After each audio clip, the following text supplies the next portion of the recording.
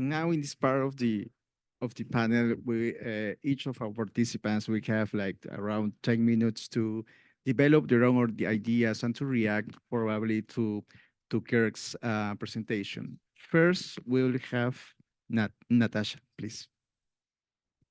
Thanks a lot. Yeah, thanks a lot also for your keynote, Kirk. I think indeed you pick up on an important point about this relationship between polarization and democracy and how it's often seen as. And I thought I hadn't heard that thought yet. This so that you presented as a kind of European thought. Like hating the radical right is a good thing.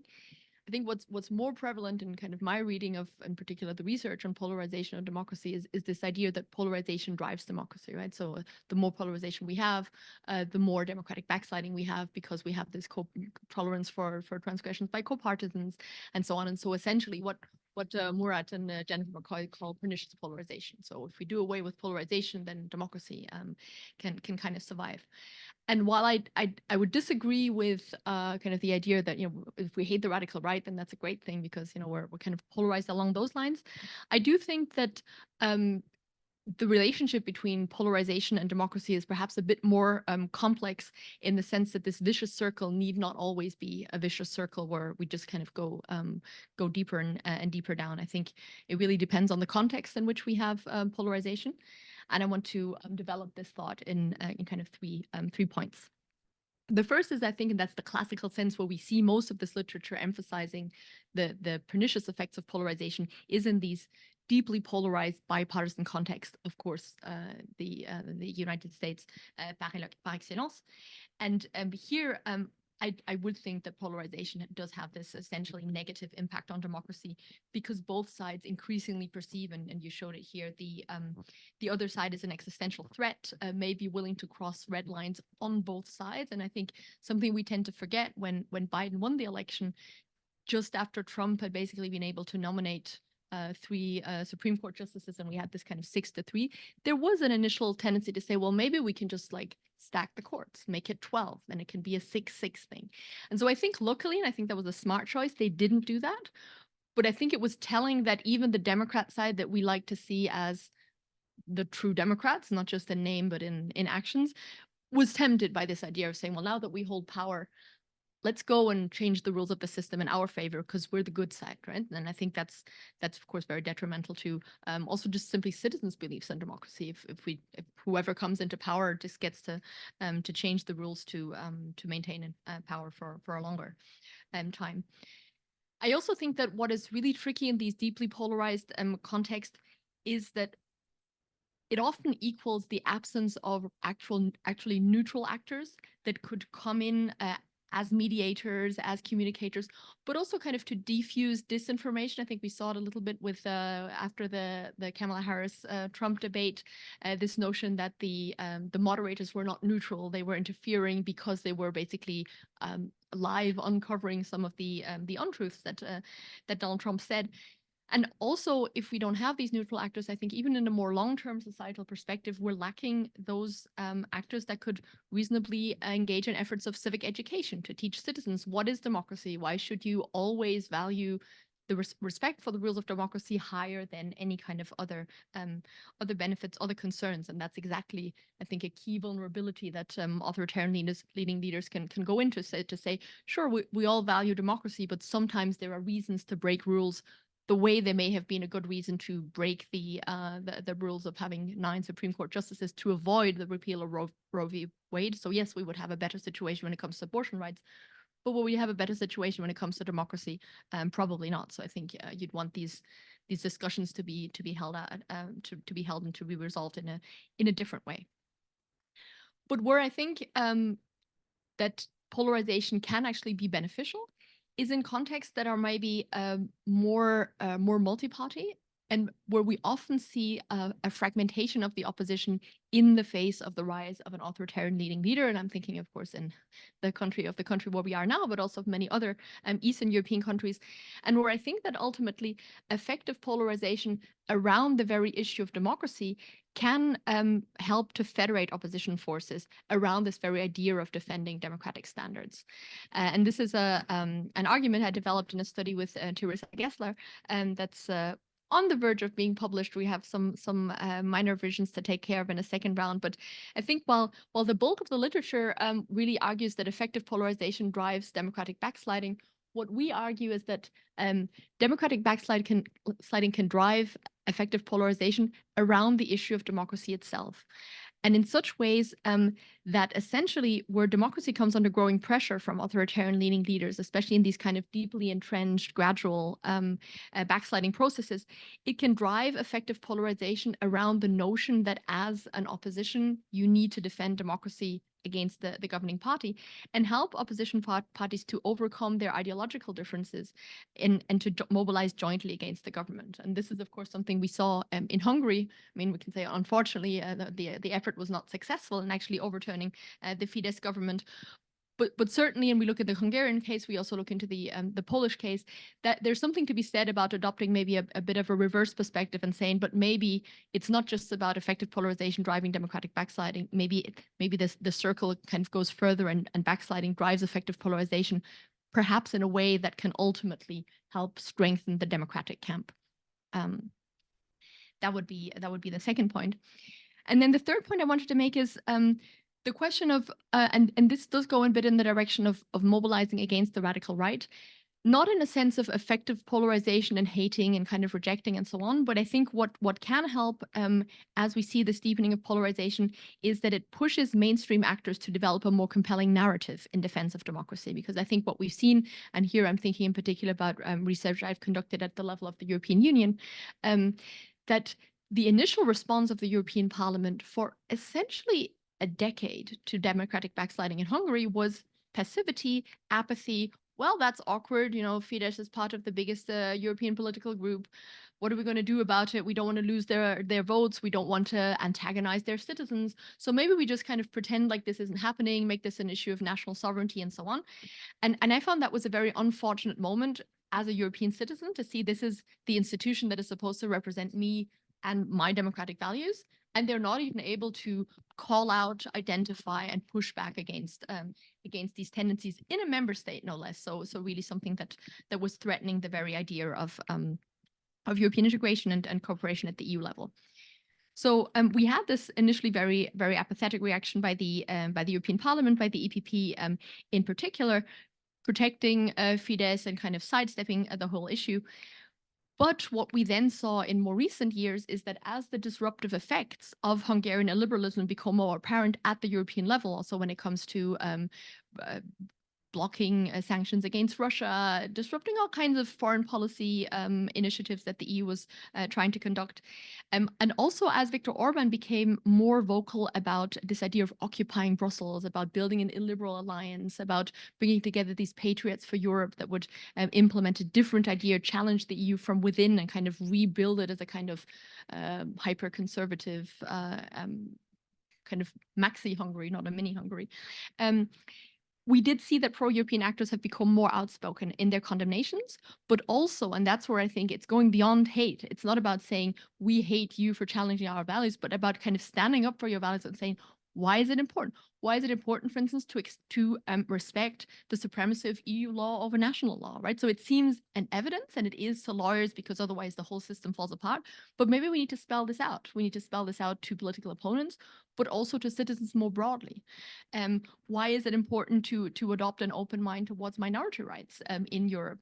Well, again, because these are values that are enshrined in the EU treaties. These are values that Hungary signed up to by becoming a member. And this is not optional. This is not a kind of a question of preference, but it's simply a question that we need to stand up for. And I think this is something that we've really seen on the part of the mainstream parties. I mean, to the point where eventually Fidesz withdrew from the EPP because they realized that they were no longer welcome, and then created this Patriots of Europe group, which is obviously much more open about what they really stand for, but in this sense can also more openly be maybe, again, not targeted, but responded to by actors that hold different values and that are able to articulate why it's important to protect these values at the European level.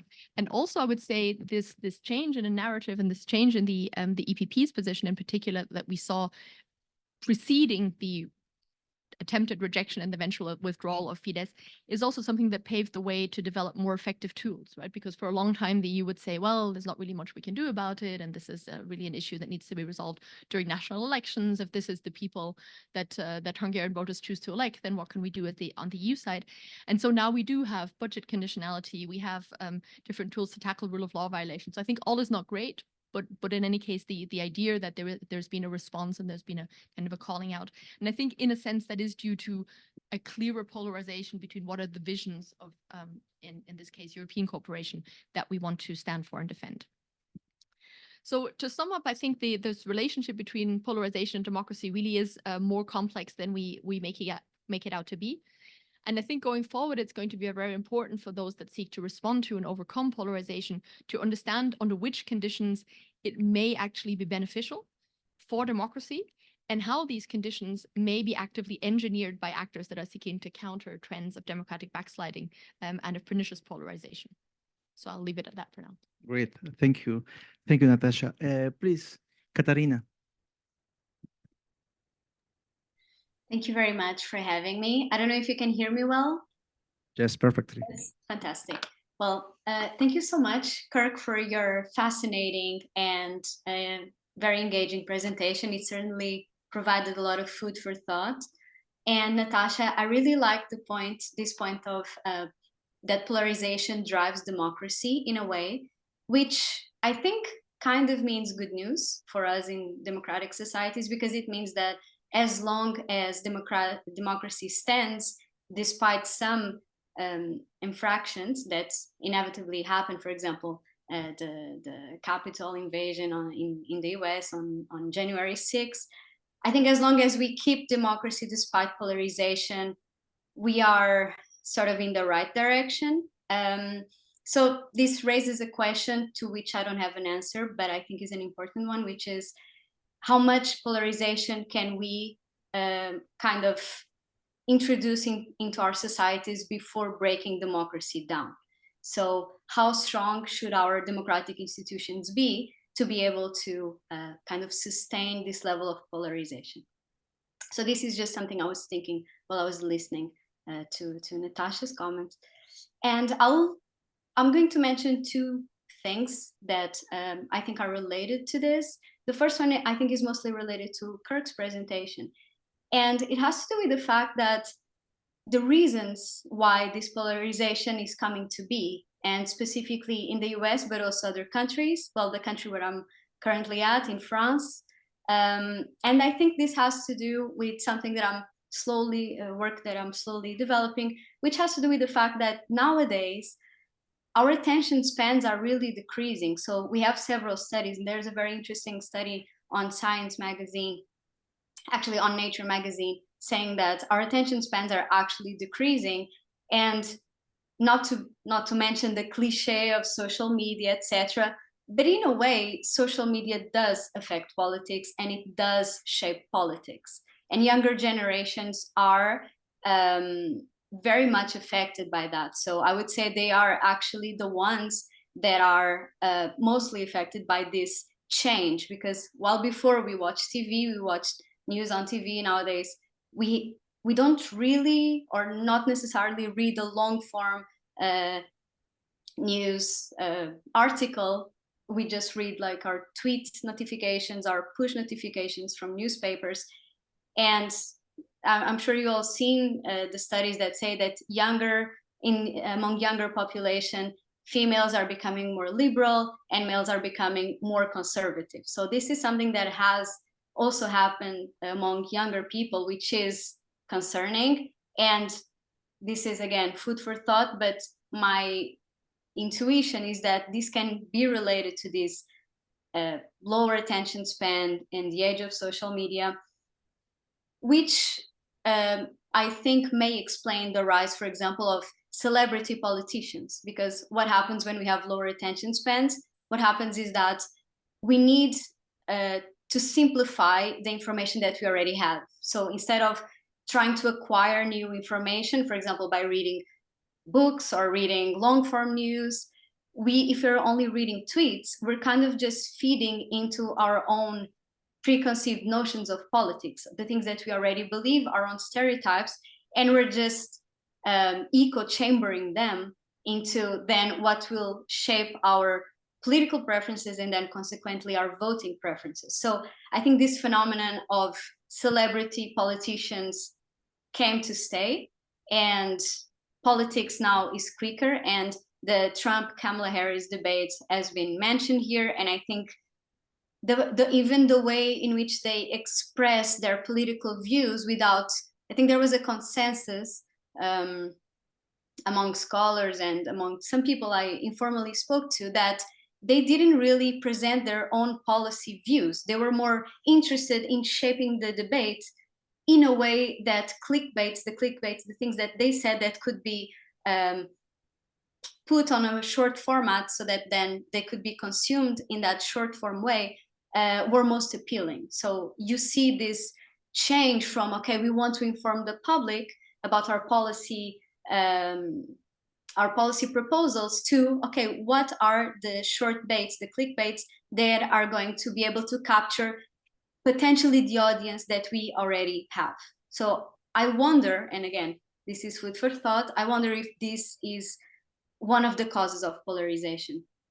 And this is especially concerning if we think that some studies that are now starting to study this problem of information availability and that we're drowning in information, we don't really know where to begin to inform ourselves about a particular electoral candidate, about a particular campaign.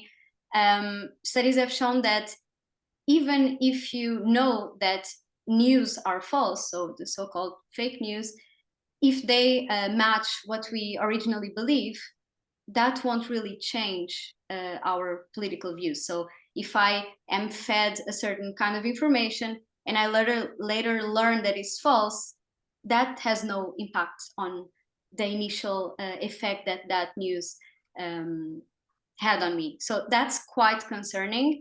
And I think it's still early days to try to come up with answers for this problem.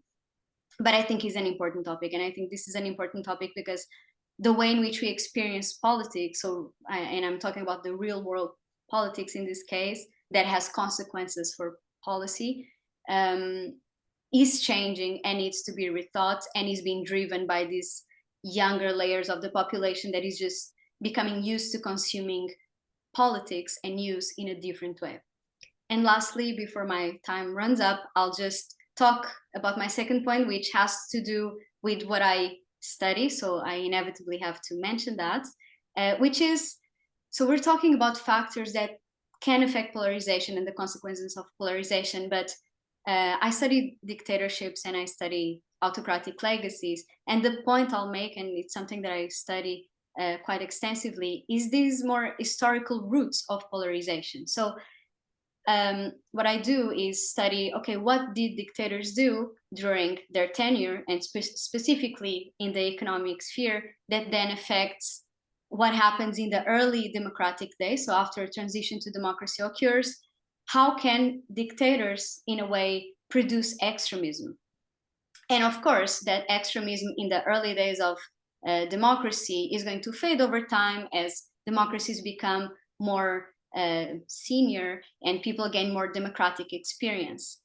But I think there's something to be said about the fact that if you have a dictator that is able to produce extremist parties in the early days of democracy, and I'll highlight the case of Italy, for example, during the dictatorship, the regime benefited particular elites, and namely the agrarian elites that after transitions to democracy saw their benefits being robbed, and obviously they were not as benefited anymore. And so those were the people that then voted and fueled the rise of the neo-fascist party at the time, was called the Italian Social Movement. And of course, the Italian social movement doesn't exist anymore.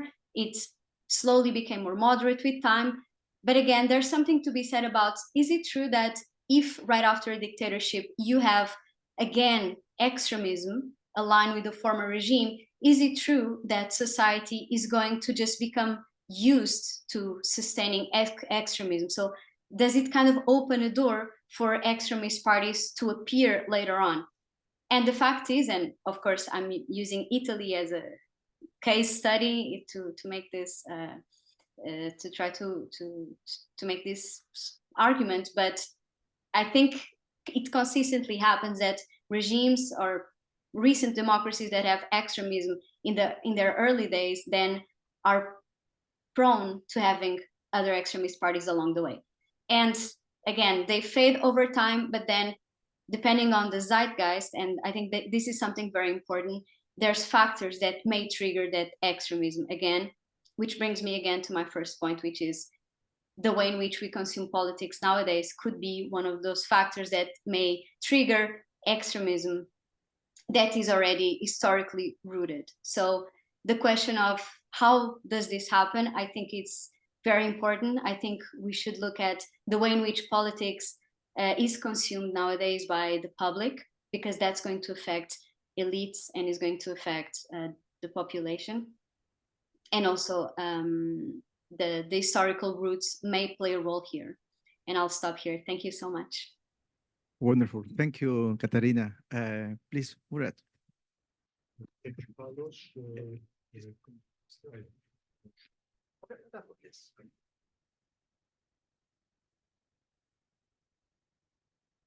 Thank you, Carlos, Kirk, for your remarks. Natasha and Catarina gave us a lot of food for thought. So I'm planning to talk in bullet points, actually, that some important questions that people ask about polarization and democracy, but that were also raised today in the panel already. So my first bullet point is actually this question that I encounter all the time, and I'm sure you encounter too. What is polarization, right? There are obviously different definitions and conceptualizations of polarization. Are they really competing with each other? So I think the way I answer this question is that polarization is a phenomenon maybe similar to grand phenomena like democratization or liberation. These are important concepts for political science and for our lives, but obviously they are multi-dimensional grand phenomena, and depending on what is our concern at the policy level or at the societal level, then what kind of definition of polarization will be useful will change, actually. So there are different reasons we need to be concerned about polarization. We may want to achieve more consensus on a particular issue in society, whether abortion, women's rights, or climate change. And obviously, in order to achieve some better constructive policy, we may want to reduce polarization so that we can have better dialogue, right? So that's one reason, for example, we may want to be interested in polarization, or violence, crime, things like that. But our topic here, for example, and this is the big question in my mind, in my work as well, is of course democracy, right? Democracy. Why does polarization matter for democracy? And here I would say that, therefore, a political polarization, a political definition of polarization is the one I would argue is that matters. And in particular, pernicious kind of political polarization. This is what I have argued in my joint work with Jennifer McCoy. Actually, the way actually we tried to actually develop this concept is exactly this question.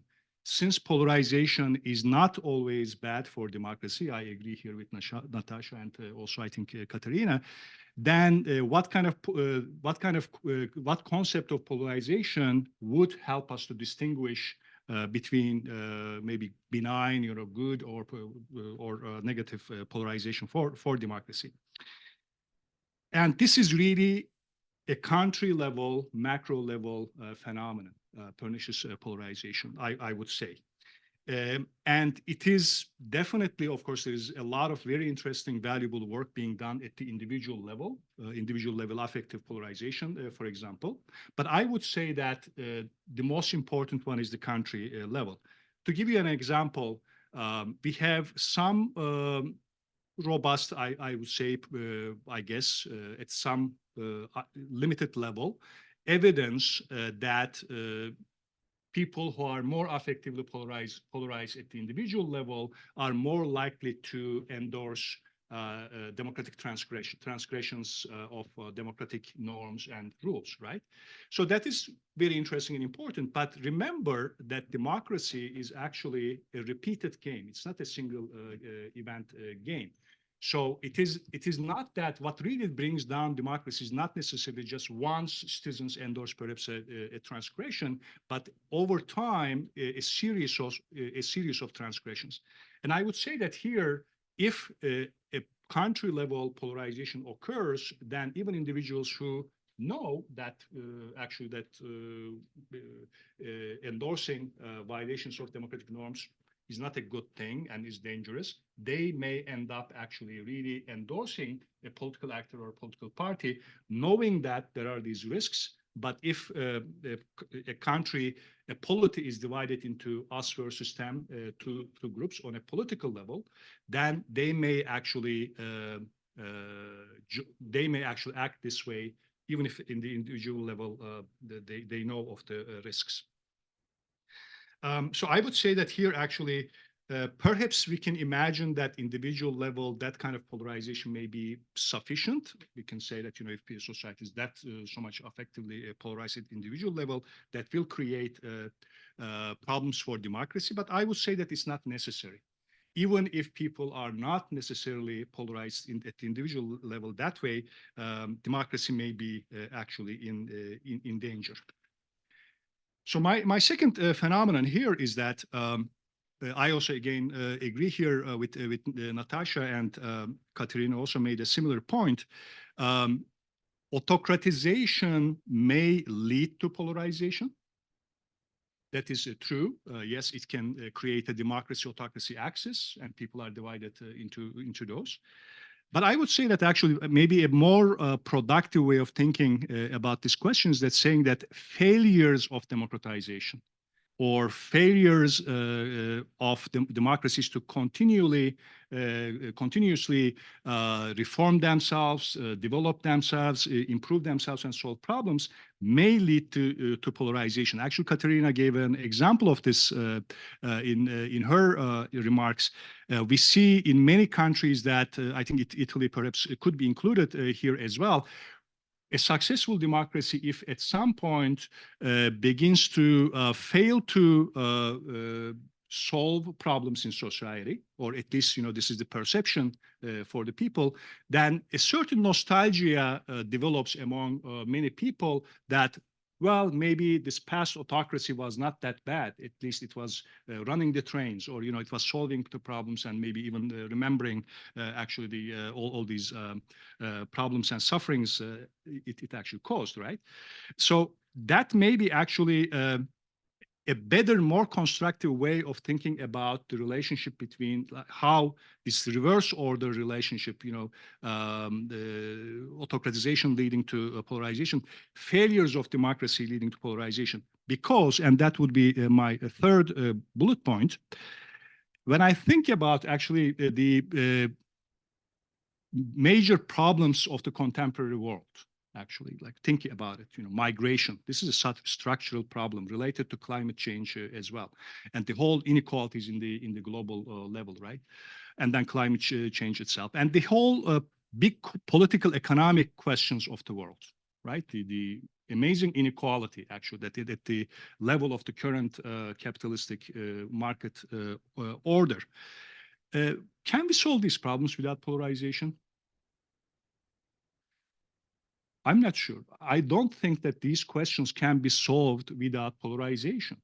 Politics, if it will be, these are divisive issues. Divisive issues, most important because there are important, there's a lot of power behind each alternative camp.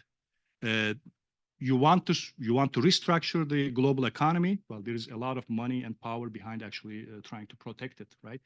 To make structural reforms takes a lot of political mobilization. It takes a lot of political power, and you need actual polarization for this. And in the thinking of the major political polarizations in the world, I see actually two types. One is actually more transformative, not necessarily constructive, but transformative. Think of Chavez in Venezuela, or even at least initially how Erdogan in Turkey amassed political support. That was based on the premise of transforming society. A false premise, yes, maybe, but that was the premise. On the other hand, so they want to change. They are for change. They want to change, mobilize people for change, and then there is also backlash. There are also other cases, and cases where, like maybe United States, Republicans, perhaps, I don't know if Kirk would agree with this or not.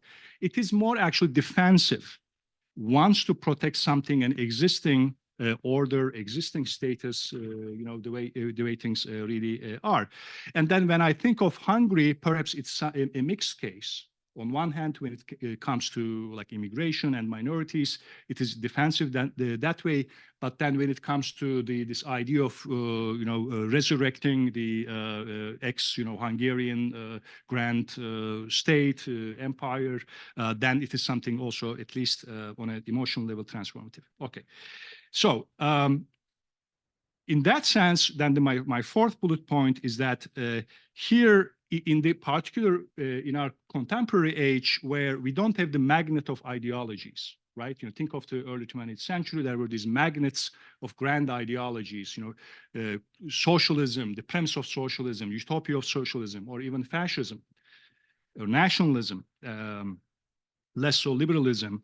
We have actually, we need a magnet. And here, the issue is really, we need actually perhaps, not all the time, but in some cases, we need actually constructive polarization. We need to simplify things, and perhaps even because of the context of social media and age of simplification, we need to, politics needs to provide alternatives to people, right? Simplified alternatives, A versus B, X versus Y.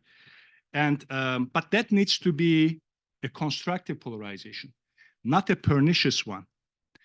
Not one that actually portrays the other side in terms of hatred, but perhaps a threat, but not an existential threat, right? Why is that important? Because one, at some point when a certain political project is really realized, then society needs to depolarize. Otherwise, the alternative is, of course, the violence, civil war, and things like that. And I would say that, therefore, perhaps the main challenge to me, as far as the relationship between polarization and democracy is concerned, in many cases, democratic actors who want to either maintain or reform democracy, and who want to eventually depolarize society. Their challenge is to finding forms of politics that can be constructively polarizing, at least temporarily, but not pernicious one.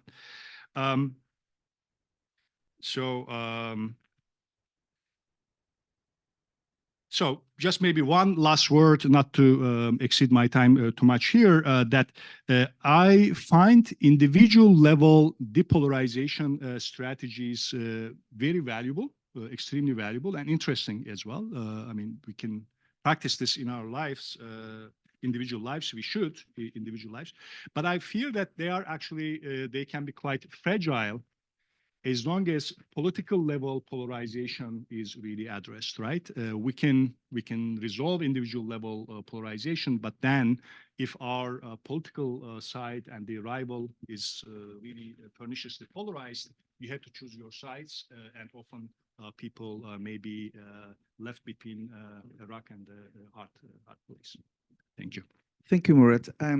Based on your arguments, I was thinking that when we talk about polarization, we can focus our analysis, our recommendations, our policies at the elite level and at the individual level, right? I mean, but is there an intermediate level when we can, in order to tackle the problem of polarization, let's say about social movements, let's say about independent media or emerging political parties. I mean, not only for shaping democracy, but also for thinking about recommendations or policies or strategies to depolarize our societies independently if they are authoritarian or democratic. Can we talk about an intermediate level, or is just a matter of top-down and bottom-up is strategies to tackle this phenomenon? Kirk, please. Yeah, I think you raising that and Murat as well is a really useful and important distinction. And I actually think that efforts that only focus on, say, you know, the level of citizens are kind of doomed to failure. Not that it wouldn't help to, you know, depolarize all Hungarian citizens if you could just do that quickly. The problem is you can't do it quickly. I mean, in the US, we're talking about 300 million plus people, and the organizations trying to do this and that focus mostly on you know, at the citizens, there's just an incredible challenge of scaling up and preaching to the choir. The people that get to come to these events are ones who kind of want to be depolarized, and so it's very impractical to try it that way. Probably though, some of the actors you're referring to, this maybe not exhaust what you mean by this sort of, you know, meso level actor.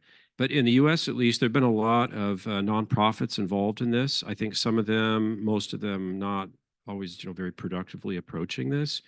But they're the most likely actors to attempt this, and the better ones, in fact, don't just focus on citizens. They also go to elected officials and parties and try to kind of get the door open and say, you know, look, can we meet with your staff and give you some training and help you think a little outside the box. And so when I hear that, I'm very encouraged, because I think, as you know, both of you pointed out, that's really where it has to happen to be, I think, ultimately successful in a more practical way. So anyway, but I don't know if that exhausts your category of, you know, these meso level kind of, you know, nonprofits, NGO level sorts of things. But they're a thriving thing in the United States. I know there's some of that going on in Europe. I wish they were all smart and productive about what they do. Often they're driven by one donor. I got to be careful I say this, given the location we're at now, but one well-meaning donor who has no idea what the science on this is, and they'll just come up with an idea and say, well, let's have, you know, dinner conversations done this way that'll last 1 hour and a half, and we'll all do this. And you think, well, that's nice, but is that really the best way to do this? And they don't care. They just go forward with it. They put a lot of money into it. They start a movement, and so anyway, there's a lot of action there right now. I don't know how much good they're doing overall.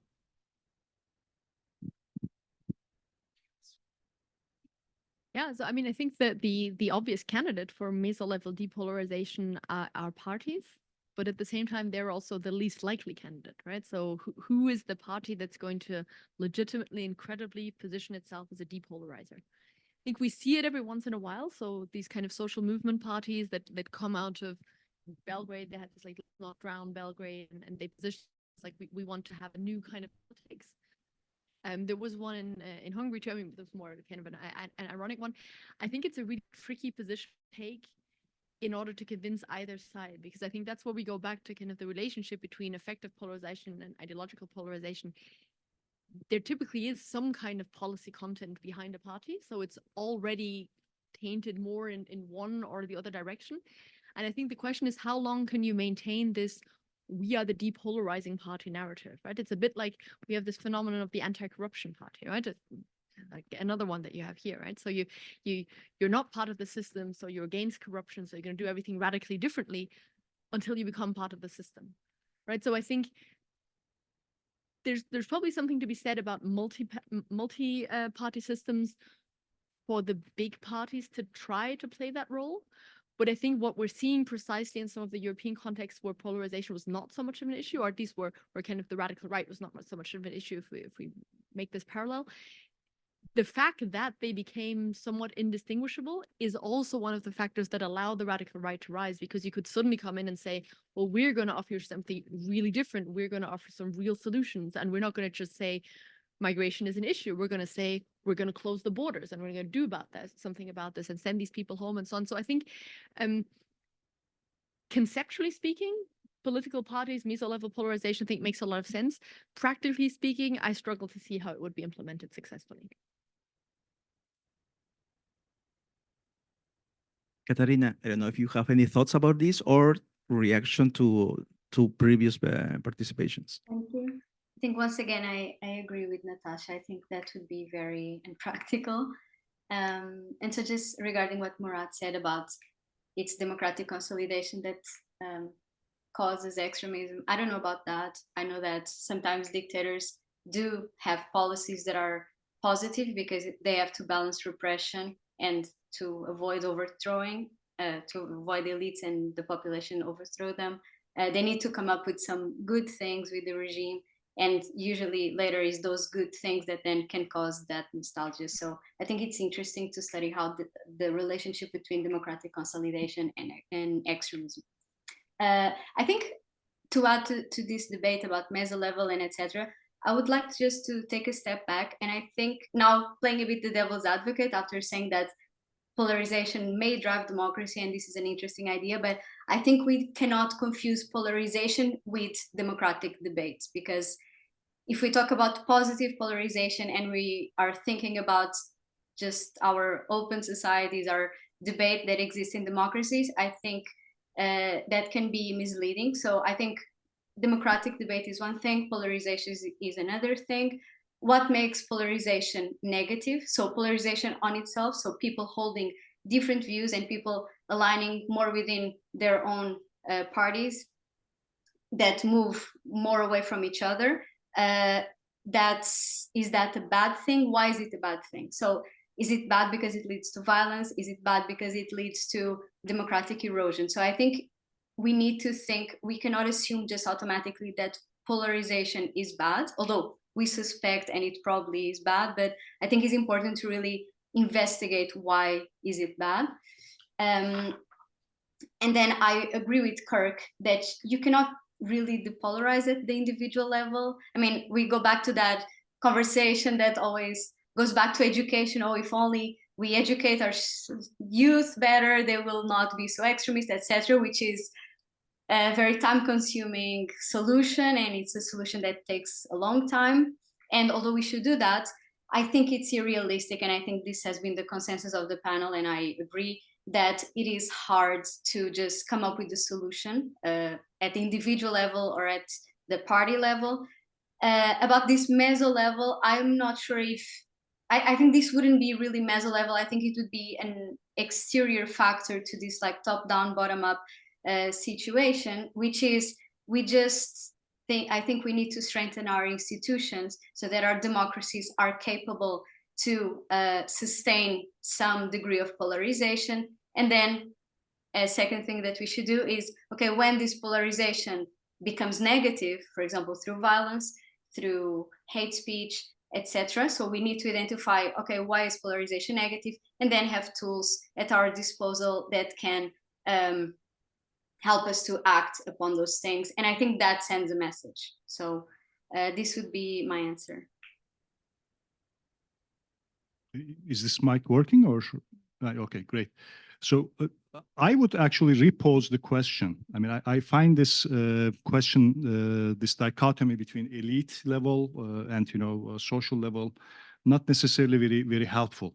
Because the way I understood your question is that it's about solving the problem, right?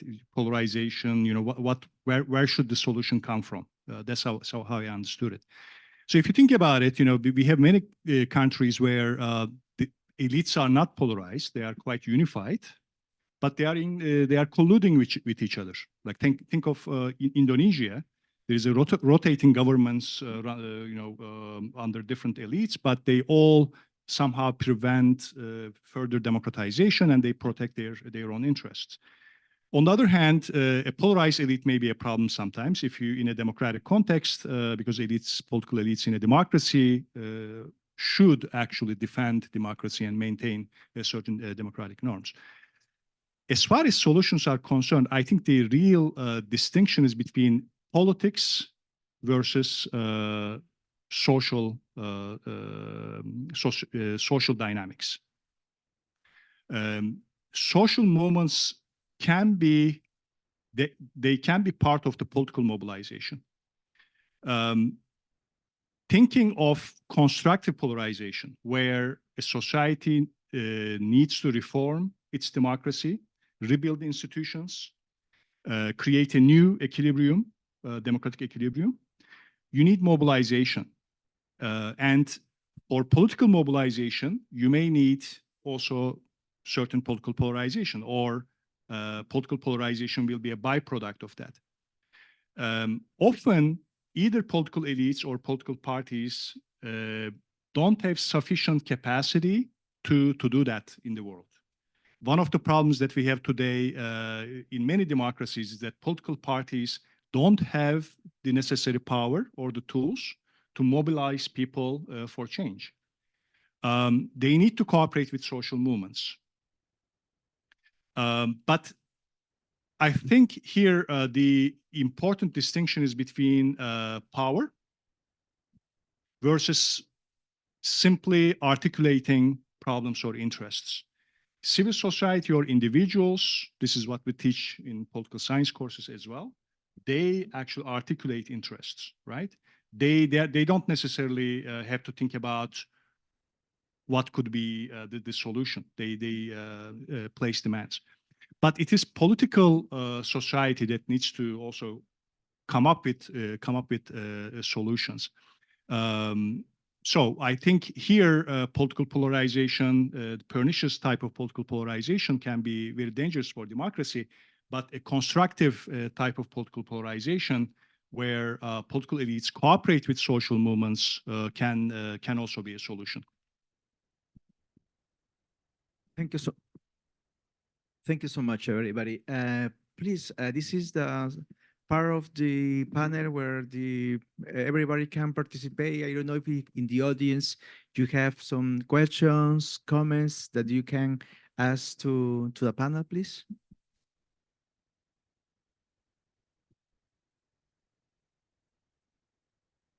Yes. Please, just a microphone in order to. Catarina, otherwise Catarina can. Yes.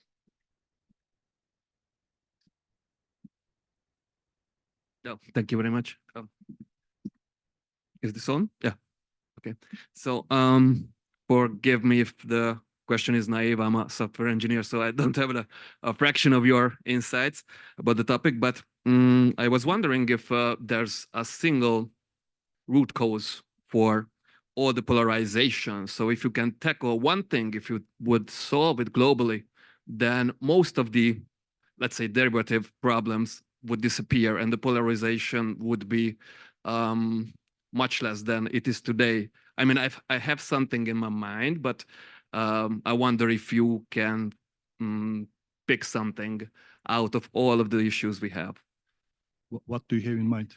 I think it's more about economic or financial stability. So if you would somehow solve it, then think about the immigrant crisis back in the days, or even in the US or Mexico, or just the recent years about inflation, higher cost of living, housing costs, or credit card debts, delinquencies, all of these issues. So I think this is the most pressing all over the globe. And if you would somehow mitigate these problems, then maybe all of the other issues, I mean, who would care if someone comes to my country? I mean, of course, not about the religious, let's say, issues. I mean, but more about I think the major problem for people with immigration was that they take away our jobs, the free aid, the free housing, free Medicare, whatever. So you know what I'm talking about. So it's like, I'm just wondering if you somehow agree with that, or you have some additional insights on this topic. Great, thank you. Thanks. Probably we can collect some questions, please. I have more question about the institutional mechanism. So Murat also talked about like social and political, and there's also division of top down and bottom up. But I was wondering, do you think as a part of solution, do we need like government kind of institutional structure or policies to, for example, impose political leaders to cooperate or give penalty for political leaders that are not like or being pernicious or they're antagonizing? Do we need more kind of this legal like a institution or like structure change in that? Or for example, do we need a education policy where we impose all the schools to have this nurturing like civic education in a certain ways? How I'm just wondering how much role do you think that it should be imposed upon through the institutional mechanisms?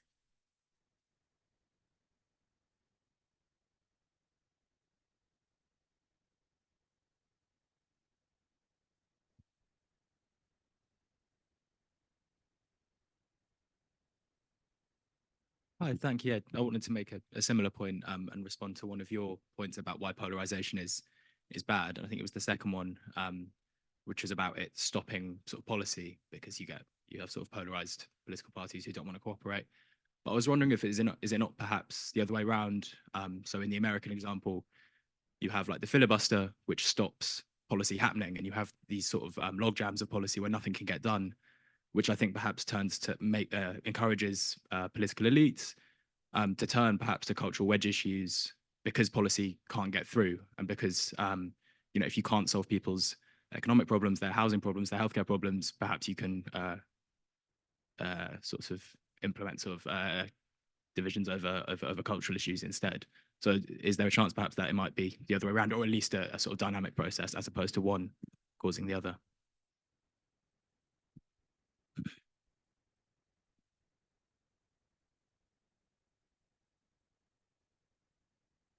Thank you. My question would be, what do you think can be the most extreme consequence of political polarization in modern societies? Like, is it actually a possible threat to any modern country have a civil war?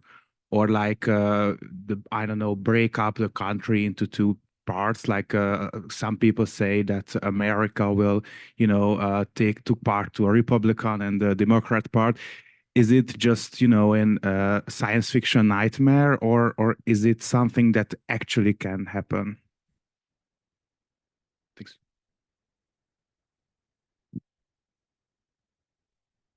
Is there one more question, or that's it? Okay, perfect. So please, in the order, Kirk first. Sure. Well, I think the connection among all these questions is really about, hey, what causes this?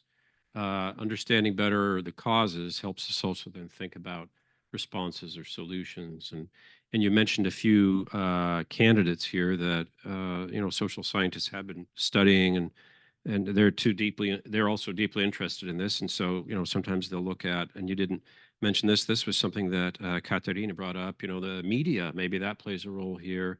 You mentioned things like institutions. You mentioned the filibuster. You could also talk about the two-party system, or are these also causes, or deeper structural changes, globalization, economic, and I'd add to it cultural globalization too. Those are also playing a role. My sense looking at this is, first of all, there's a fair amount of debate here, and sometimes I get the sense it tends to reflect the interests and biases of the political scientists doing the research, who would like to say, oh, this is all driven by, whatever I learned in grad school and I've been doing my research on. And so some, will celebrate the role of institutions and other things. My own view is that there are probably a few things coming together, but I would also counsel you to be social scientists here in your own right. Some of the factors you mentioned, like say the filibuster or changes in the media, They may help explain it in some countries, but they have a difficult time explaining it, especially in the United States, where it's been a more gradual, long-term process. And some of the things you mentioned, the filibuster has always been around, and yet it didn't cause polarization earlier. It seems to be entwined with it today, but I wouldn't want to say that's the cause. So those are the kinds of things you can kind of do on your own. So be social scientists on your own as you think about this. My own money is, and this gets a bit at some of the things Murat was mentioning, and others in terms of what we polarize around, and I would say ideologically what we polarize around as we try to solve pressing issues. And clearly economic and cultural globalization and the facets of those two things, and however we see that being driven, whether we blame capitalism or other things, those I would say both of those are at the heart of this. I wouldn't limit it just to the economic side of it. There's a small tendency, especially for those of us on the left, to say, well, it's got to be about economics. That cultural stuff doesn't really matter. And on the right, they would say just the opposite. They would say, well, the cultural stuff is everything. And so I think there's probably a lot of both going on there. If we resolved them, yes. Wow. I mean, that would be great. And that's something we're all struggling with right now, isn't it? How to solve those? Probably those are some of the biggest challenges of all these days, and a lot of the polarization, I think, is around that. I don't have great solutions for those, and probably nobody else does, which is why a little bit of why we're in the current state we are. Yeah.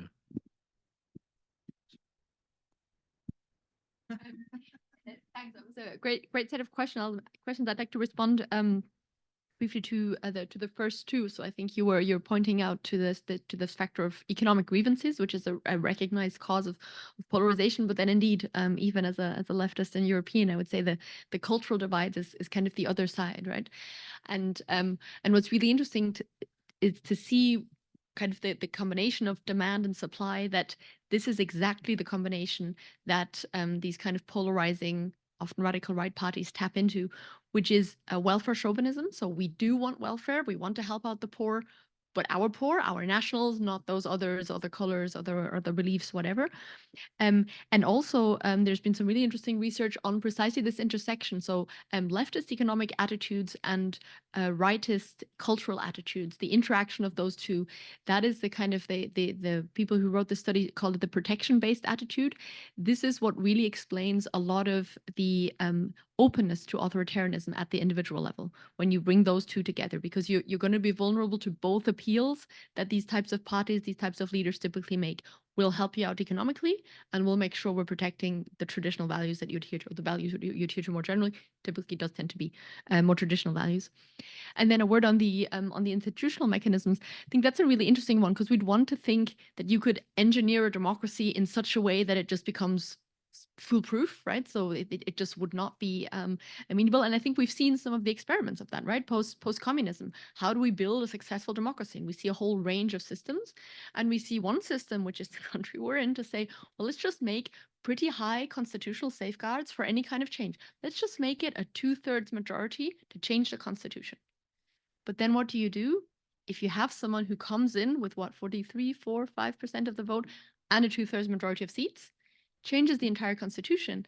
And this is something that I think this country needs to be really afraid of. The day Fidesz leaves power, we're seeing how hard it is in Poland right now to roll back backsliding, and they've not even enshrined most of this stuff in the constitution. These are just laws. You can change laws. Come into power after Orban, after however many successive mandates he manages to secure, and bring this country back to a democracy. That's going to be a whole new level of just constitutional challenge, because again, you need to play by rules. You can't say, oh, well, suddenly we'll change it back to 50%, whatever. And you can't do that without a 2/3 majority. So I think it's probably naive to think that we can foolproof a democracy through institutional mechanisms. Catarina, please. Okay, so regarding the first question about the causes of polarization, well, I think that's the consensus of the panel. Like, there's not one single cause. Immigration is an important one. Social media, I think, is an important one too. And the way politics are being reshaped now, globalization, etc. But I wouldn't think there's like one thing. If only we fix that, we solve polarization. So I think it's, unfortunately for all of us, it's a bit way more complex than that. So I think there's several things that we need to do. And I think, which actually ties very nicely with the second question, which is how much should our institutions contribute to trying to solve this question? Well, I think that in my view, this is how, I mean, you don't fix the problem, you try to prevent the problem from becoming too harmful. So you try to curb polarization. So you need to build institutions that are dictator-proof, because what are the, and again, third question, what are the consequences, the worst consequences of polarization?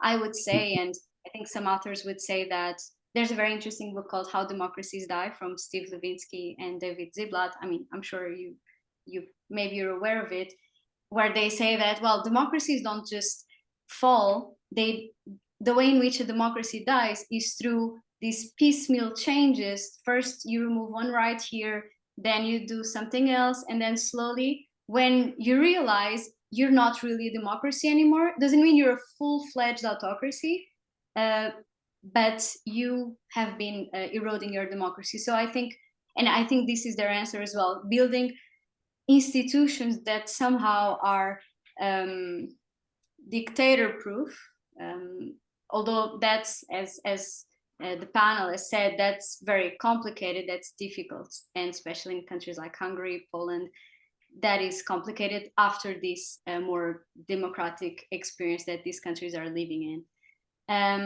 Regarding the last question, no, I think that's it. I hope I covered everything. Thank you. Thank you, Catarina. Murat, please. Well, thank you for these really interesting questions. What could be the worst consequence of polarization?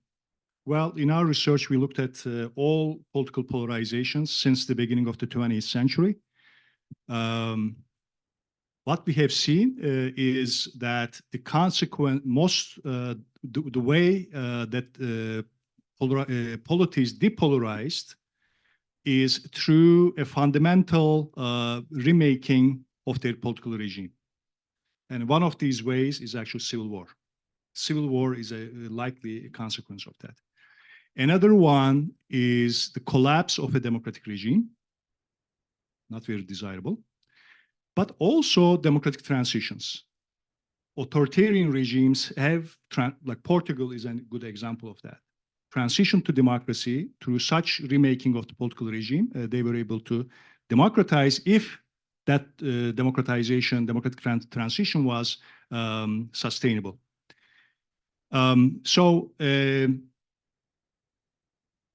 However, coming to today, I think one major achievement of liberal democracies after the Second World War has been to prevent pernicious polarization. We have not seen, other than United States today, we have not seen any liberal democracy after the Second World War that was perniciously polarized.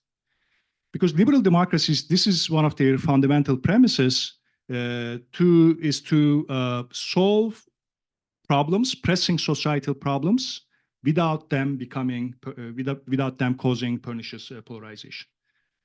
But today we have United States being polarized, and we see more and more liberal democracies coming close to that level, right? We have, in Europe, we have examples of that. So what does this say? I think what it says is that certain components of the societal agreements on fundamental structural issues that establish these liberal democracies are perhaps no longer working. There is something in these agreements that contracts, social contracts, if you will, that are shaking, actually, that are not really satisfying people. I agree that several things need to come together to cause polarization. There's a demand side, there's a supply side. Demand side explains why people are open to polarization, and the supply side is that certain political actors coming in and supplying a certain type of political agenda that is actually polarizing, which can be really pernicious or constructive. So one very interesting question was, can we identify one single cause of polarization? That is, of course, I cannot give you one, but I can give you four. We are working on a book on depolarization, actually, of democracies, and we have established actually 4 fault lines. And I would not say that I can show you that these 4 fault lines are necessarily the cause of polarizations in the world, because this is very hard to show a methodology, right? It's since so many different factors have to come together to cause political polarization. I mean, it's very hard to say, for example, that the inequality, this economic inequalities, I would say not stability, because stability always serves particular interests, right? So, but we have a big issue of economic inequality in the world, and that may be related to political polarization, but only if it comes together with these other factors. Therefore, it's very hard to show. So we are not necessarily arguing that these 4 fault lines are necessarily the cause of the political polarization, but I think we can plausibly argue that addressing the problems around these 4 fault lines would be a solution to pernicious polarization, because pernicious polarization is the disappearing of the cross-cutting cleavages. If you solve these economic justice issues that you feel also in your life probably and around us, then that would be a cross-cutting cleavage that can also, for example, people who are divided over identity cultural issues, they would have a common cause, they would have a cross-cutting common tie that would make them less polarized. But there are also the other issues, of course. The cultural cleavages is another one that is pressing, and that is probably also a product of democratization in the world today, right? We have so many more groups today that really demand more equality around identity as well. Maybe not 50 years ago, but now we want actually more equality and more freedom, and that is actually an important fault line as well. Perfect. Thank you so much. Just in time. I want to thank Kirk, Murat, Natasha, and Catarina online. So I guess we had a really good conversation, and we exchanged a lot of ideas, a lot of thoughts, and a lot of also recommendations for how to deal with this ongoing issue. And thank you everybody for coming to this panel. Thank you.